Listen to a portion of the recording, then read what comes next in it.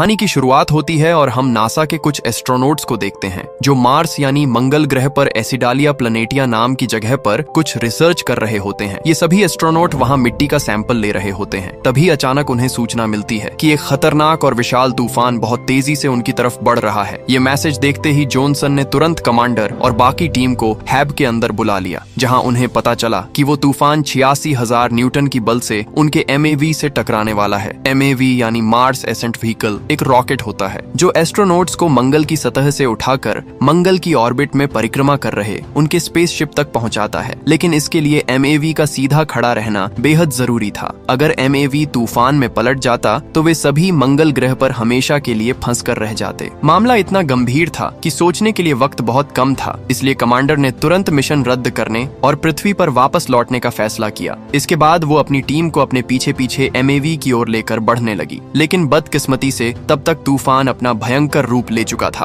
और हालात लगातार बद से बदतर होते जा रहे थे। कमांडर ने जैसे ही हैब का एयरलॉक खोला, उसी क्षण तेज तूफानी हवा का जोरदार झोंका अंदर घुस आया और उनके कदम डगमगा गए। लेकिन कमांडर ने किसी तरह खुद को संभाला और अपनी टीम को साथ लेकर MAV की ओर बढ़ने लगी। वे पांचों अंतरिक्ष यात्री अभी आधे रास्ते ही पहुंचे थे कि तभी मार्क वोटनी नाम के एक एस्ट्रोनॉट से उनके हैब का टूटा हुआ एंटीना आकर जोर से टकरा गया, जिससे मार्क किसी तिनके की तरह हवा में उड़ता हुआ उस भयंकर तूफान में कहीं गुम हो गया। इतने में ही मार्टिनेज को अपने कंप्यूटर पर मार्क के स्पेस शूट से ऑक्सीजन लीक होने का सिग्नल मिला, जिसे देखकर मार्क के साथियों में खलबली मच गई। अगर मार्क के स्पेस सूट की सारी ऑक्सीजन बाहर निकल गई तो वो कुछ ही सेकंड में मारा जाएगा। ये जानने के बाद कमांडर और उसकी टीम अपनी पूरी जान लगाकर मार्क को ढूंढने में जुट गए। लेकिन उस भयंकर तूफान में एक दूसरे को देख पाना भी लगभग नामुमकिन था। वे सिर्फ सिग्नल की मदद से ही एक दूसरे से जुड़े हुए थे और मार्क से तो उनका संपर्क पूरी तरह टूट चुका था। आखिरकार वे मार्क को ढूंढने में नाकाम रहे। उधर दूसरी ओर MAV लगातार झुकता जा रहा था।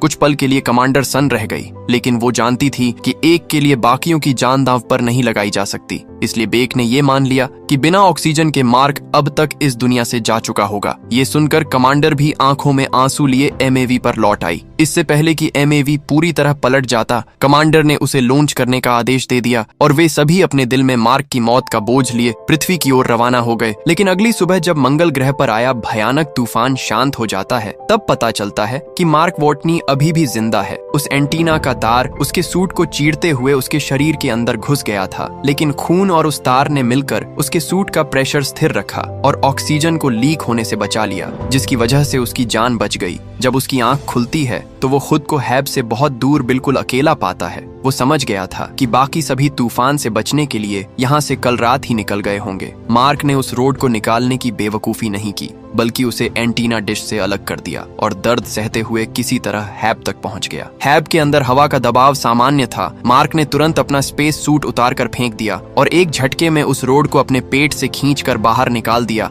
उसकी दर्दनाक चीख पूरे हैब में गूंज उठी, लेकिन एंटीना का एक छोटा टुकड़ा अब भी उसके पेट में फंसा हुआ था। मार्क ने फर्स्ट एड किट की मदद से किसी तरह उस टुकड़े को भी बाहर निकाला और स्टेपलर से अपने जख्म पर टांके लगा लिए। उस असहनीय दर्द ने मार्क के दिमाग को झकझोर कर रख दिया था। लेकिन ये तो बस शुरुआत थी। मार्क के लिए मुसीबतों का असली सिलसिला अब शुरू होने वाला था, क्योंकि वो मंगल ग्रह के बीहड़ रेगिस्तान में बिल्कुल अकेला फंस चुका था। जिस डिश से मार्क टकराया था वो कम्युनिकेशन सैटेलाइट डिश थी, जो अब पूरी तरह नष्ट हो चुकी थी। इस वजह से मार्क ना तो अपने साथियों से संपर्क कर सकता था और ना ही नासा से, और अगर किस्मत से उसका संपर्क नासा से हो भी जाता तो मंगल ग्रह तक कोई भी मदद पहुंचाने में नासा को कम से कम 4 साल का समय लगेगा। और इस वक्त मार्क जिस हैब में खुद को सुरक्षित महसूस कर रहा था, उसे सिर्फ 31 दिन तक टिकने के लिए बनाया गया था। अगर उससे पहले ऑक्सीजन मशीन खराब हो जाती है तो मार्क दम घुटने से मर जाएगा। अगर वाटर रिक्लेमर यानी पानी साफ करने वाली मशीन खराब हो जाती है तो वो प्यास से मर जाएगा। लेकिन अगर किसी चमत्कार से हैब ज्यादा दिन तक टिक भी जाता है और कोई दुर्घटना भी नहीं होती, तब भी मार्क के पास इतना खाना नहीं है कि वो 4 साल तक जिंदा रह सके। अब हर हाल में मार्क का मरना तय ही लग रहा था। ये सोचकर वो मायूस हो गया। उसने ये सारी बातें अपने कंप्यूटर जर्नल में रिकॉर्ड की और आखिरकार मौत के इंतजार में एक जगह बैठ गया। अगले 2 दिनों तक वहां तूफान का कहर जारी रहा। इस बीच मार्क को हर पल मौत का खौफ सताता रहा। वो अब समझ चुका था कि उसका यहाँ मरना तय है, क्योंकि उसके पास पर्याप्त मात्रा में खाना और पानी नहीं है। और ना ही नासा से संपर्क करने का कोई तरीका। तभी उसने ठान लिया कि मैं बिना कोशिश किए यूं ही मंगल ग्रह पर मरने वाला नहीं हूं। इसलिए उसने कुछ ऐसा सोचा जो पहले कभी किसी ने नहीं किया। मार्क ने एक सर्वाइवल प्लान बनाया जिसमें उसने सोचा कि वो नासा के एरिस 4 मिशन का इंतजार करेगा और जब वो मार्स पर आएगा तब मार्क उनके साथ ही वापस चला जाएगा। लेकिन एरिस 4 मिशन को लॉन्च होने में अभी 4 साल बाकी थे और इतने दिन तक जिंदा रहने के उसे खाना चाहिए, इसीलिए अपने पास मौजूद खाने की लिस्ट तैयार करने लगा। मार्क और उसके साथियों का खाना मिलाकर उसके पास केवल इतना ही खाना बचा था जिसे वो लगभग 1 साल तक ही चला सकता था, पर उसे तो 4 साल तक सरवाइव करना था। ये देखकर मार्क को कुछ समझ में नहीं आ रहा था कि अब करें तो करें क्या। तभी उसकी नजर आलू पर जाती है और उसके दिमाग में एक आइडिया आता है। इसीलिए वो एक बड़ा फैसला लेता है कि वो मंगल ग्रह की इस बंजर जमीन पर खेती शुरू करेगा। उसके पास कुछ आलू उपलब्ध होते हैं और वो इन्हीं आलू को उगाने का प्लान बनाता है। लेकिन मिट्टी को उपजाऊ और फर्टाइल बनाने के लिए उसे ढेर सारे पानी की जरूरत पड़ने वाली है और मंगल ग्रह पर तो पानी का नामो निशान तक नहीं है। मार्क एक प्रोफेशनल बॉटनिस्ट है, इसीलिए उसे अच्छी तरह पता है कि फसल को उगाने के लिए किन किन चीजों की आवश्यकता पड़ती है। वो अब मंगल पर खेती शुरू करने की पूरी तैयारी में जुट जाता है। वोटनी पहले एक जगह पर ढेर सारी मिट्टी इकट्ठी करता है और उसने उस जगह को खेत जैसी जमीन में बदल दिया। उस जमीन को उपजाऊ बनाने के लिए मार्क ह्यूमन वेस्ट यानी एस्ट्रोनॉट्स का मल ले आया जिसकी बदबू बेहद खतरनाक थी, लेकिन मार्क ने उसे भी सहते हुए उससे खाद तैयार कर ली। फिर उसने आलूओं को 2 टुकड़ों में बांटा और उन्हें खाद के साथ जमीन में बो दिया ताकि वे उग सकें। लेकिन अब उसे पानी तैयार करना था। अच्छी बात ये थी कि मार्क को पता था पानी कैसे बनाया जा सकता है। हाइड्रोजन और ऑक्सीजन को मिलाकर जलाने से पानी बनता है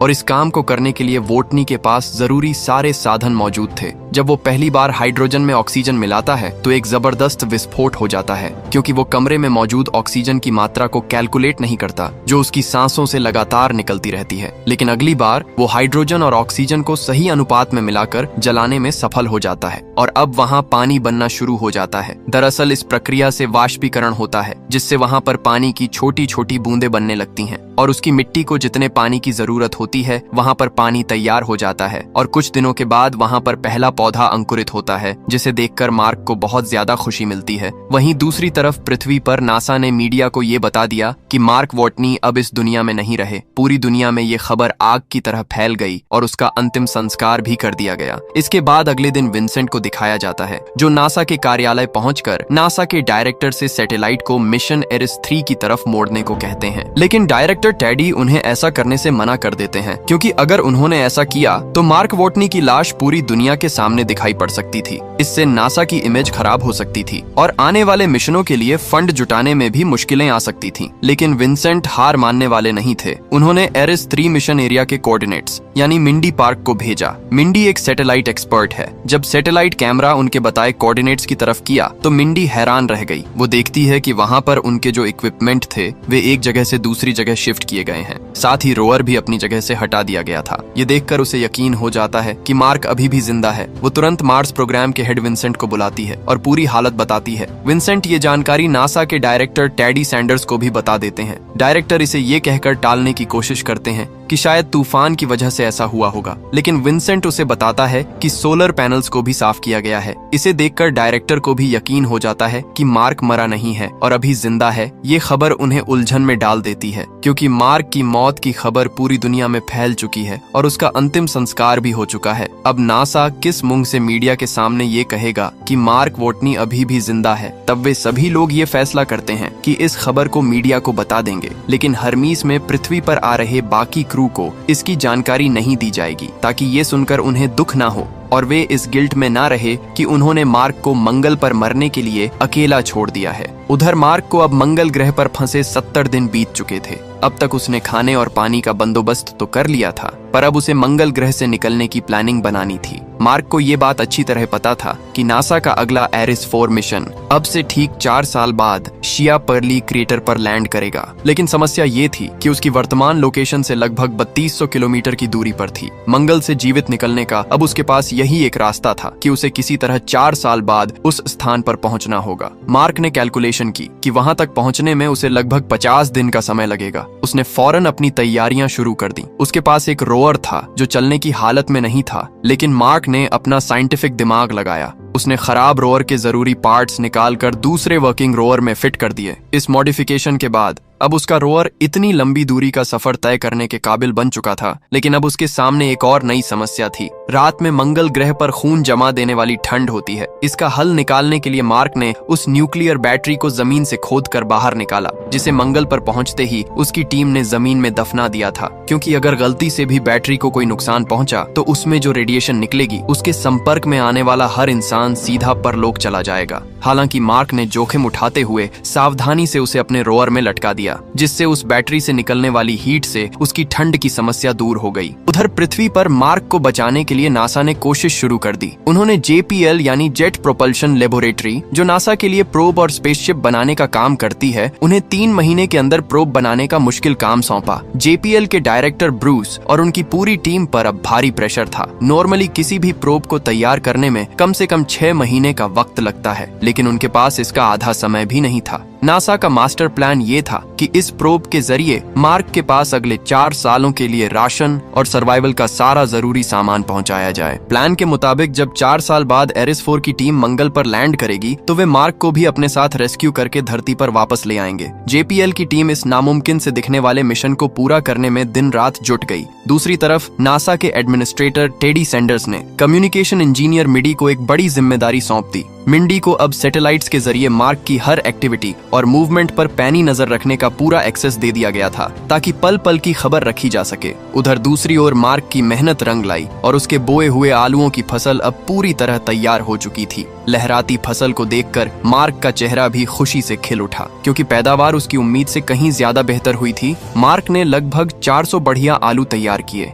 उसने अपनी सूझबूझ से बड़े आलुओं को खाने के लिए अलग रख लिया और छोटे आलुओं को उसने दोबारा उगने के लिए फिर से मिट्टी में डाल दिया। इस स्मार्ट प्लानिंग की बदौलत मार्क ने मंगल जैसे बंजर ग्रह पर अपने खाने का एक परमानेंट इंतजाम कर लिया था। अब उसे भूख से मरने का डर नहीं था, लेकिन मार्क अच्छी तरह जानता था कि जब तक वो नासा से सीधे बातचीत का कोई जरिया नहीं ढूंढ लेता, तब तक उसकी सारी कोशिशें बेकार जा सकती हैं। हालांकि मंगल जैसे वीरान ग्रह पर यह करना मार्क के लिए बहुत ही मुश्किल था, लेकिन उसने हार नहीं मानी और आखिरकार उसे एक रास्ता मिल ही गया। मार्क बिना वक्त बर्बाद किए अपने रोवर में बैठकर एक अनजान सफर पर निकल जाता है। पृथ्वी पर सैटेलाइट के जरिए उसकी हर हरकत पर नजर रख रहे मिडी और विंसेंट ये देखकर पूरी तरह कंफ्यूजन में पड़ गए। उन्हें समझ नहीं आ रहा था कि मार्क अपनी सुरक्षित जगह को छोड़कर आखिर जा कहां रहा है और उसके दिमाग में क्या चल रहा है। मार्क पिछले 13 दिनों से लगातार एक अनजान दिशा में बढ़े जा रहा था, जिससे नासा की टीम पूरी तरह उलझन में थी। किसी को समझ नहीं आ रहा था कि आखिर उसका प्लान क्या है। लेकिन तभी विंसेंट के दिमाग की बत्ती चली। जब उसने मैप पर मार्क के रूट को ट्रैक किया तो उसे सब समझ आ गया। मार्क असल में उस पाथ फाइंडर लैंडर की ओर बढ़ रहा था, जिसे नासा ने 1986 में मंगल के एसिडिया प्लेनिशिया पर उतारा था। उस पाथ फाइंडर का असली मिशन मंगल की मिट्टी, वहां की मैग्नेटिक प्रॉपर्टीज और वातावरण से जुड़ी जरूरी जानकारियां जुटाकर नासा को भेजना था। लेकिन 1997 में उसकी बैटरी पूरी तरह खत्म हो गई, जिसकी वजह से नासा का उससे संपर्क हमेशा के लिए टूट गया था। तब से वो मंगल की धूल में कहीं खोया हुआ था, जिसे अब मार्क अपनी आखिरी उम्मीद मानकर ढूंढने निकला था। विंसेंट का अंदाजा एकदम सही निकला। मार्क ने रेत में दफन उस पाथ फाइंडर को खोज निकाला और उसे अपने हैब में ले आया। लेकिन संपर्क तभी मुमकिन था जब नासा के पास भी वैसा ही सेम मॉडल हो। ये बात समझते ही विंसेंट तुरंत कैलिफोर्निया के JPL पहुंचा, जहां पाथ फाइंडर का दूसरा मॉडल सुरक्षित रखा गया था। उसने वहां उन सभी रिटायर हो चुके वैज्ञानिकों को भी बुला लिया जिन्होंने 1997 में उस मिशन पर काम किया था। अब दोनों तरफ से पुराने सिस्टम को जिंदा करने की कोशिश शुरू हुई। दूसरी ओर मार्क ने पाथ फाइंडर की पुरानी बैटरी हटाई और उसे हैब के पावर सोर्स से कनेक्ट कर दिया। किस्मत अच्छी थी कि पाथ फाइंडर चालू हो गया। जैसे ही मार्क ने उसका एंटीना पृथ्वी की तरफ घुमाया, JPL में रखे मॉडल को तुरंत सिग्नल मिल गया। सालों बाद उस पुराने लैंडर ने फिर से रिस्पांस देना शुरू कर दिया था। ये देखकर कपूर की खुशी का ठिकाना ना रहा। हालांकि पाथ फाइंडर का असली कंट्रोल JPL के टेक्नीशियन टिम के पास था। टिम ने तुरंत कमांड भेजकर पाथ फाइंडर का कैमरा ऑन किया, जिससे मंगल पर मौजूद मार्क का कैमरा भी एक्टिव हो गया। कैमरे को हिलते देख मार्क समझ गया कि उसकी कोशिश रंग लाई है। अब कोई ना कोई उससे संपर्क करने की कोशिश कर रहा है। मार्क ने बिना देरी किए बोर्ड पर सवाल लिखा और कैमरे के सामने कर दिया। क्या किसी को मेरा सिग्नल मिल रहा है? उसने एक तरफ हाँ और दूसरी तरफ ना का बोर्ड लगा दिया। जैसे ही विंसेंट की टीम ने सवाल देखा, उन्होंने तुरंत कैमरे को हाँ की तरफ घुमा दिया। मंगल पर अपना कैमरा हाँ की तरफ मुड़ते देख मार्क की खुशी का ठिकाना नहीं रहा। उसे यकीन हो गया कि वो अब अकेला नहीं है, लेकिन अब भी मार्क के लिए विंसेंट से बातचीत करना आसान नहीं था, क्योंकि पृथ्वी से मंगल ग्रह की दूरी अधिक होने के कारण एक सवाल विंसेंट तक पहुंचने और विंसेंट का कैमरे को घुमाकर जवाब देने में करीब 1 घंटे का समय लग रहा था। और ऊपर से केवल मार्क ही विंसेंट से सवाल पूछ सकता था, वो भी हाँ या ना में, जबकि विंसेंट के उससे बात करने का कोई जरिया नहीं था। इस पर मार्क ने अपने साइंटिफिक दिमाग को काम पर लगाया। मार्क जानता था कि पार्ट फाइंडर का कैमरा 36 डिग्री यानी कि एक फुल सर्कल में रोटेट हो सकता है। इसीलिए मार्क ने हेक्साडेसिमल नंबर सिस्टम को चुना। हेक्साडेसिमल के नंबर्स को ASCII कोड में कन्वर्ट करके शब्द बनाए जा सकते हैं। दूसरी ओर विंसेंट की टीम ने भी हेक्साडेसिमल को पाथ फाइंडर के चारों ओर लगाकर मार्क से बात करना शुरू कर दिया। लेकिन क्योंकि ये तरीका बहुत धीमा था, इसलिए नासा के साइंटिस्ट ने मार्क को कुछ कोड भेजे, जिसकी मदद से मार्क ने अपने रोवर को पाथ फाइंडर से जोड़कर रोवर के जरिए टेक्स्ट मैसेज में बात कर सकता था। नासा ने मार्क को मैसेज भेजा कि उन्होंने मार्क का रेस्क्यू मिशन शुरू कर दिया है और वो पहले उसके लिए जरूरी सामान भेजने वाले हैं। ये मैसेज पढ़कर मार्क बहुत खुश होता है और अब उसे बचने की उम्मीद नजर आने लगी।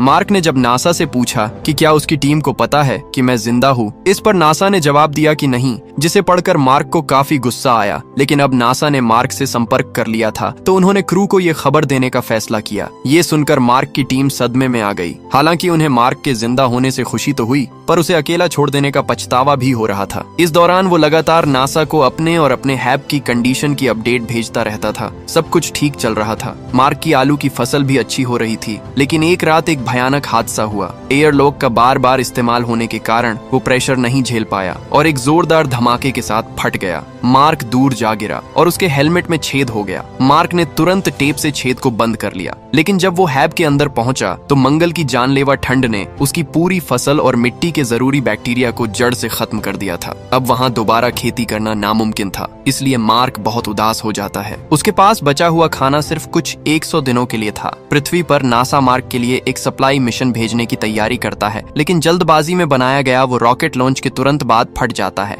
मार्क की आखिरी उम्मीद भी टूट जाती है। उसने कमांडर ल्यूस को एक मैसेज भेजा कि अगर वो मर जाए तो उसके माता पिता को बताएं। उसके बेटे की मौत के पीछे एक बड़ा और नेक मकसद था। हालांकि मार्क ने अभी तक हार नहीं मानी थी, बल्कि वो हर हालात के लिए खुद को तैयार कर रहा था। दूसरी तरफ पृथ्वी पर चीन की स्पेस एजेंसी के चीफ साइंटिस्ट और डेप्यूटी चीफ साइंटिस्ट टीवी पर मार्क के रेस्क्यू मिशन फेल होने की खबर देख रहे थे। तभी चीन की स्पेस एजेंसी ने इंसानियत के नाते मदद का हाथ बढ़ाया और नासा को अपना एक तैयार बूस्टर रॉकेट देने का फैसला किया। नासा के पास एक और मौका था, लेकिन अब आता है रिच पर्नेल, नासा का एक जीनियस लेकिन थोड़ा सन की एस्ट्रोडायनामिस्ट। उसने एक क्रेजी लेकिन ब्रिलियंट प्लान बनाया जिसे रिच पर्नेल मैन्यूवर कहा गया। प्लान ये था कि हर्मिस स्पेसशिप को पृथ्वी पर लैंड कराने के बजाय पृथ्वी की ग्रेविटी का इस्तेमाल करके उसे एक गुलेल की तरह वापस मंगल ग्रह की ओर भेज दिया जाए। ये एक बहुत ही रिस्की प्लान था। नासा के डायरेक्टर ने इसे मना कर दिया, लेकिन मिशन डायरेक्टर मिच ने चुपके से ये प्लान हार्मिस की टीम को भेज दिया। अब फैसला टीम को करना था, या तो सुरक्षित घर लौटें या फिर अपनी जान दांव पर लगाकर अपने दोस्त को बचाने के लिए 500 से ज्यादा दिन का एक और सफर करें। बिना एक पल सोचे पूरी टीम ने फैसला किया कि वो मार्क को बचाने के लिए जाएंगे। अब मार्क को भी अपने हिस्से का काम करना था। उसे 50 दिन का लंबा सफर तय करके एरिस 4 मिशन के लिए पहले से रखे MAV तक पहुंचना था। ये एक अकेली और खतरनाक यात्रा थी, जिसमें वो कच्चे आलू खाकर गुजारा कर रहा था और खुद को स्पेस पायलट भी कहता था, क्योंकि वो अपनी मर्जी से MAV की तरफ बढ़ रहा था। मार्क मंगल ग्रह पर जहां भी जाता वहां कदम रखने वाला वो पहला इंसान बन जाता था। इसी जज्बे ने मार्क के मनोबल को गिरने नहीं दिया था। आखिरकार मार्क MAV तक पहुंच गया, लेकिन MAV को इतना हल्का करना था कि वो ऑर्बिट तक पहुंच सके। इसीलिए नासा ने उसे MAV की खिड़कियां, कंट्रोल पैनल और यहाँ तक कि उसकी नोक यानी कि नोज कोन भी निकालने को कहा। बेसिकली मार्क को एक ओपन टॉप यानी कि कन्वर्टेबल रॉकेट में उड़ना था, जिसके ऊपर सिर्फ एक त्रिपाल यानी कि एक टार्प लगा हुआ था। उधर हार्मिस मंगल के ऑर्बिट में पहुंच चुका था। मार्क ने MAV लॉन्च किया। लॉन्च के दौरान MAV की रफ्तार इतनी तेज थी कि वो त्रिपाल फट गया और मार्क बेहोश हो गया। हालांकि मार्क का MAV रॉकेट से अलग होकर मंगल की परिक्रमा तो करने लगा था, लेकिन बदकिस्मती से हर्मिस से उसकी दूरी 68 किलोमीटर थी, जिससे लुइस का मार्क को अपनी शिप पर ला पाना नामुमकिन था। इस पर लुइस ने मार्टिन्स को हर्मिस का इंजन स्टार्ट करने को कहा और वे थ्रस्टर्स की मदद से हर्मिस को जितना हो सके MAV के करीब ले गए। पर उधर मार्क अब भी MAV में बेहोश पड़ा था। जब मार्क होश में आया तो मार्क की आवाज सुनकर लुइस और उसकी टीम को बहुत खुशी हुई, लेकिन मार्क के MAV और हर्मिस के घूमने की रफ्तार में 42 मीटर प्रति सेकंड का फर्क था, जिससे अब भी मार्क को हर्मिस पर ला पाना नामुमकिन था। अगर वे हर्मिस की घूमने की रफ्तार को कम करके MAV की रफ्तार के लगभग बराबर ले आएं, तभी वे मार्क को पकड़कर हर्मिस पर ला सकते थे। लेकिन इसके लिए वे दोबारा हर्मिस का इंजन स्टार्ट नहीं कर सकते थे, क्योंकि उनके पास इतना फ्यूल नहीं बचता कि वे वापस पृथ्वी पर लौट पाते। उसे पकड़ने के लिए कमांडर लुइस ने एक और क्रेजी प्लान बनाया। उन्होंने स्पेसशिप के एयर लोक में एक छोटा सा बम फोड़कर उसकी स्पीड को एडजस्ट किया। फिर भी दूरी बाकी थी। तब मार्क ने अपना आखिरी दांव खेला। उसने अपने स्पेस सूट के ग्लव में एक छोटा सा छेद किया और हवा के प्रेशर का इस्तेमाल करके आयरन मैन की तरह उड़ता हुआ हर्मिस की तरफ बढ़ा। कमांडर लुइस रस्सी के सहारे उसे पकड़ने के लिए आगे बढ़ी। एक पल के लिए लगा कि वो उसे पकड़ नहीं पाएंगी, लेकिन मार्क ने रस्सी पकड़ ली और फाइनली उसे स्पेसशिप के अंदर खींच लिया गया। ये खबर सुनकर नासा और पूरी दुनिया खुशी से झूम उठी। इतने महीनों तक मंगल ग्रह पर अकेले फंसने के बाद मार्क वोटनी अपने दोस्तों के पास अपने घर वापस आ गया। पृथ्वी पर पहला दिन मार्क के लिए एक नई जिंदगी की शुरुआत थी। अब वो नासा के लिए अंतरिक्ष यात्रियों को ट्रेनिंग देता है और उन्हें भी अपने संघर्ष की कहानियों से प्रेरित करता है। और इसी के साथ ये कहानी यहीं पर खत्म हो जाती है। दोस्तों, वीडियो पसंद आई हो तो लाइक और कमेंट करके जरूर बताना। बाकी मिलते हैं अगली वीडियो में।